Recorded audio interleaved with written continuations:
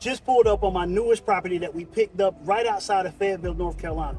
Now this property, we plan to do a double close. Now we're already on the contract, so you catching us on the back end. This is a 100% virtual deal, but the day of closing, I like to come in person. And yes, this is how I showed up, right? So let me give you the dynamics of this property. We picked it up for 10 grand. We had a person that had some difficulties with their property taxes. They were behind probably about 4 years. Now, in this area, you can pick properties up for less than $50,000. What we've learned is that the cap on the properties here is about 50. So everything you can buy, anything you can buy for less than $50,000 gives you an opportunity to pick up your margins. So yes, we still follow the 70% of ARV minus repairs give you maximum allowable offers, but we can be a bit creative and we kind of leverage the thought process that there's no lender that wants to lend somebody a $50,000 loan. So when we picked this property up, we knew if we got it for 10, anything below 50 gives us a great margin. So we got this property under contract and then we listed it on Facebook in the marketplace for $35,000. We're not listing the properties. Keep in mind, this is still a wholesale deal, so we don't own this house outright. Now, once we found our back-end buyer, they agreed to give us $35,000. We got $7,000 of that money upfront in cash. So once we recouped that money, we decided to transition this deal to a double close. That gave us an ability for us to be able to really protect the knowledge of how much money we made on the back end.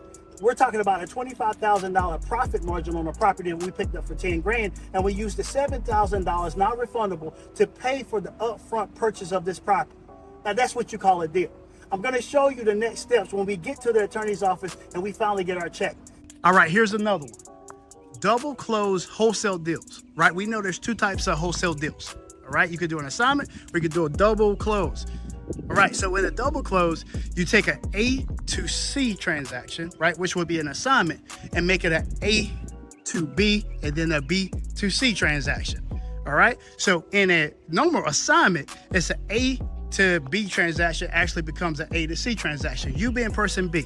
All right, with knowing that we still want the same margin, ARV times 70% minus repair costs typically gives you your maximum allowable offer.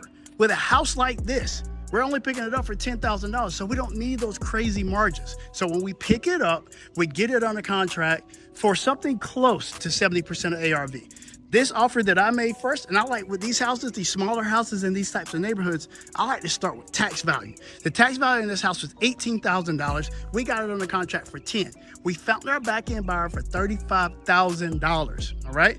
And then the cool thing about this is we didn't have to do a lot of things with repairs because once we let the individual see this house, they know this house is in disrepair. In their mind, they could do the repairs themselves. They just want to pick up a house for a lot less than $50,000. Now, the cool thing is when you get houses for less than 50 grand, there's typically no reason to talk about being a cash buyer because these are typically cash offers regardless, all right? Because not many banks at all are going to be able to finance or want to finance for anything less than 50. So the cool thing, this is a nice little sweet pocket of buying houses for less than 50,000 and then be able to capture at least $10,000 in assignment fees. We got lucky on this one, or I tend to say we were just smart on this one and we're picking up about 25,000 in revenue. I'll see you when we get to the attorney's office at closing.